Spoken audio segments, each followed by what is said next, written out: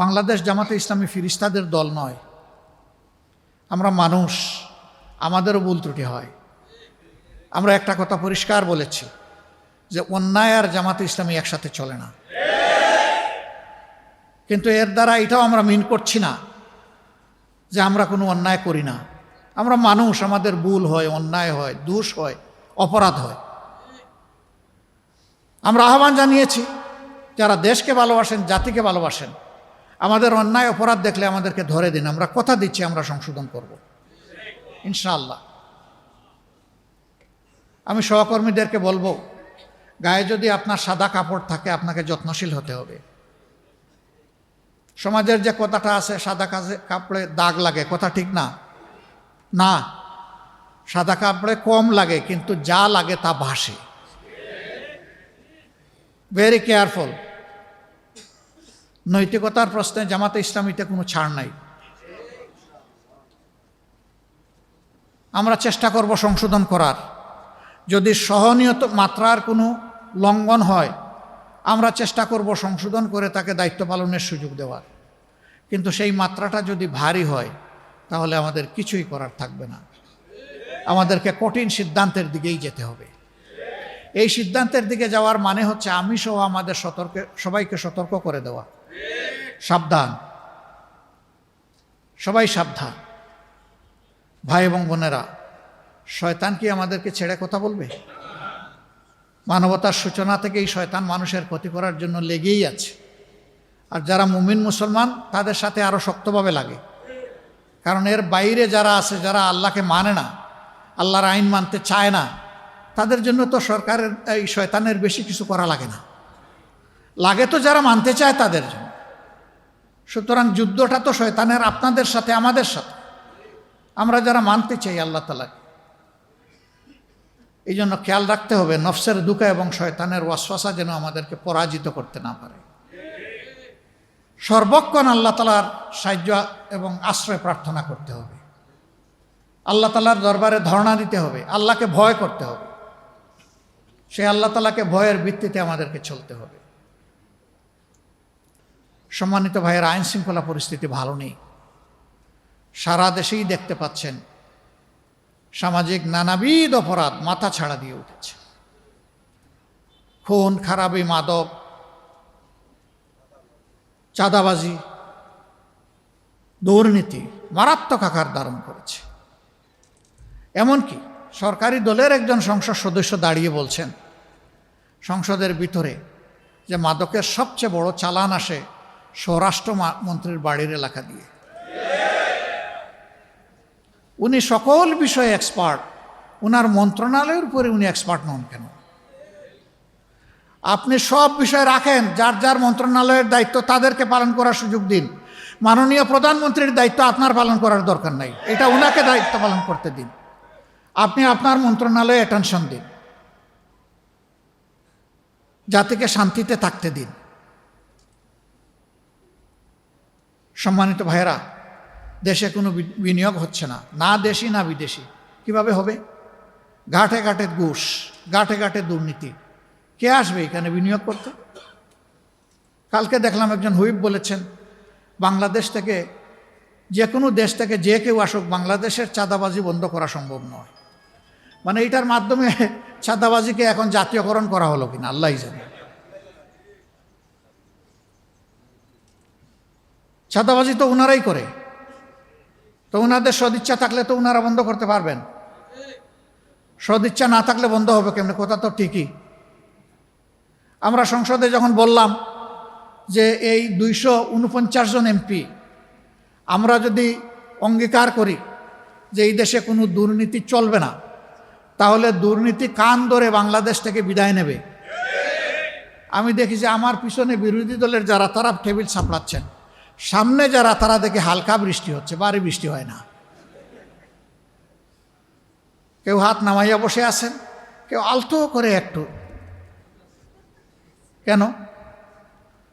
আমরা চাই না যে একটা দুর্নীতিমুক্ত বাংলাদেশ হোক? তো যদি এটা আমরা চাই, তাইলে আমরা কেন একসাথে আওয়াজ তুলতে পারলাম না যে ইনশাআল্লাহ আমরা দুর্নীতির কান মলিয়ে বাংলাদেশ থেকে বিদায় করে দেব? বাংলাদেশ জামাতে ইসলামী ফিরিস্তাদের দল নয়। আমরা মানুষ, আমাদেরও ভুল ত্রুটি হয়। আমরা একটা কথা পরিষ্কার বলেছি যে অন্যায় আর জামাতে ইসলামী একসাথে চলে না, কিন্তু এর দ্বারা এটাও আমরা মিন করছি না যে আমরা কোনো অন্যায় করি না। আমরা মানুষ, আমাদের ভুল হয়, অন্যায় হয়, দোষ হয়, অপরাধ হয়। আমরা আহ্বান জানিয়েছি যারা দেশকে ভালোবাসেন, জাতিকে ভালোবাসেন, আমাদের অন্যায় অপরাধ দেখলে আমাদেরকে ধরে দিন। আমরা কথা দিচ্ছি আমরা সংশোধন করব ইনশাআল্লাহ। আমি সহকর্মীদেরকে বলবো, গায়ে যদি আপনার সাদা কাপড় থাকে আপনাকে যত্নশীল হতে হবে। সমাজের যে কথাটা আছে সাদা কাপড়ে দাগ লাগে, কথা ঠিক না? না, সাদা কাপড়ে কম লাগে কিন্তু যা লাগে তা ভাসে। Very careful. নৈতিকতার প্রশ্নে জামাতে ইসলামীতে কোনো ছাড় নাই। আমরা চেষ্টা করব সংশোধন করার। যদি সহনীয় মাত্রার কোনো লঙ্ঘন হয় আমরা চেষ্টা করব সংশোধন করে তাকে দায়িত্ব পালনের সুযোগ দেওয়ার। কিন্তু সেই মাত্রাটা যদি ভারী হয় তাহলে আমাদের কিছুই করার থাকবে না। আমাদেরকে কঠিন সিদ্ধান্তের দিকেই যেতে হবে। এই সিদ্ধান্তের দিকে যাওয়ার মানে হচ্ছে আমি সহ আমাদের সবাইকে সতর্ক করে দেওয়া, সাবধান, সবাই সাবধান। ভাই এবং বোনেরা, শয়তান কি আমাদেরকে ছেড়ে কথা বলবে?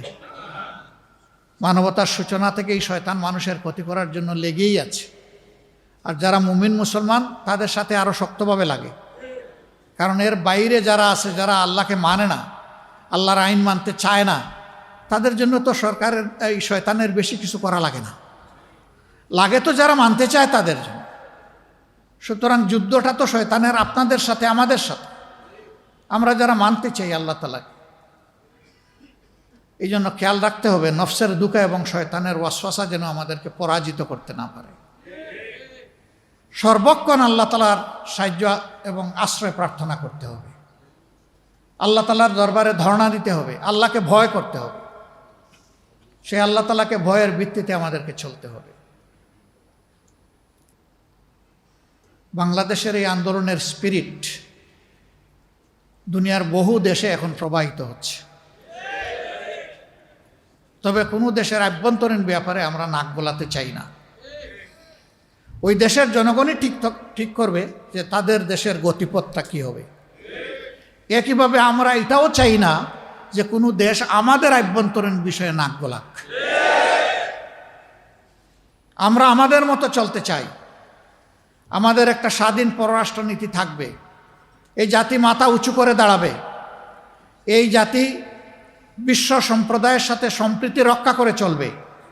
প্রতিবেশীদের দিকে শ্রদ্ধার সাথে নজর রাখবে, কিন্তু প্রতিবেশীদেরও দায়িত্ব হবে আমাদেরকে সম্মান করা।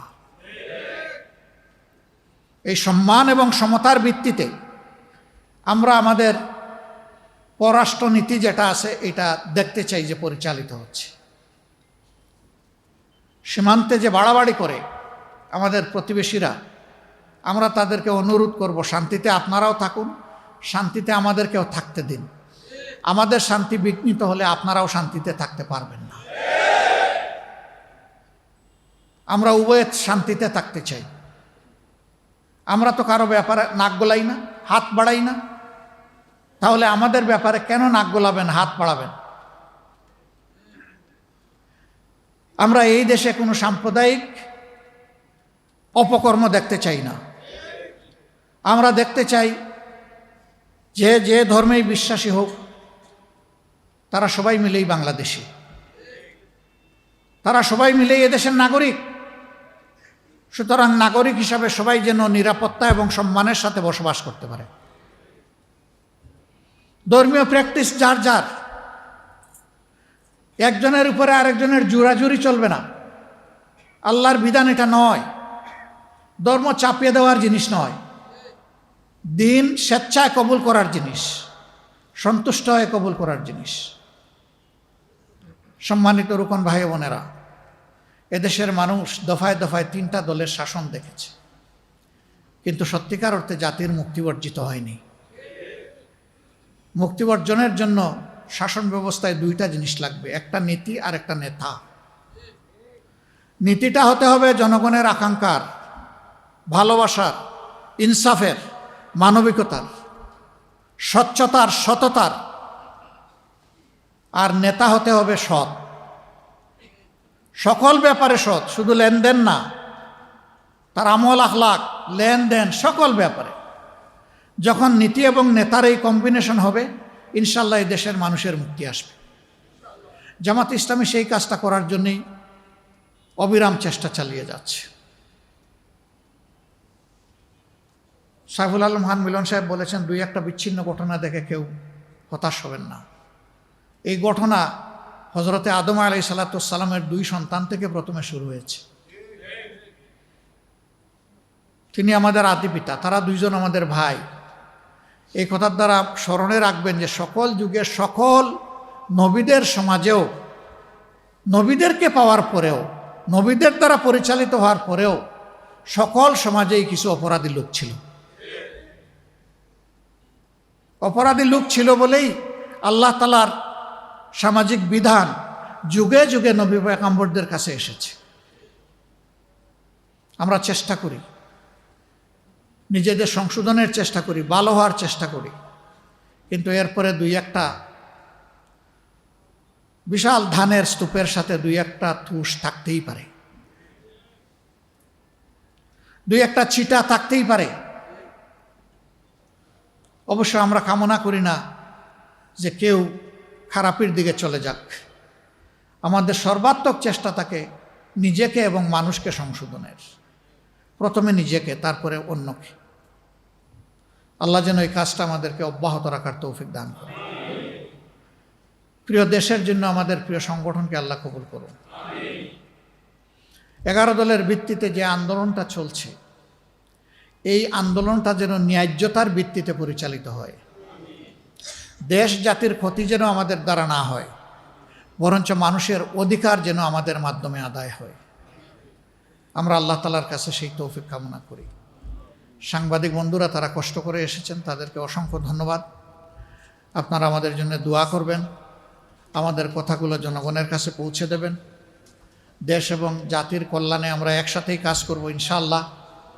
আপনাদের অব্যাহত সহযোগিতা আমরা কামনা করি এবং আমরা আশা করব যে আমাদের কথাগুলো অবিকল জাতির কাছে আপনারা পৌঁছে দিবেন।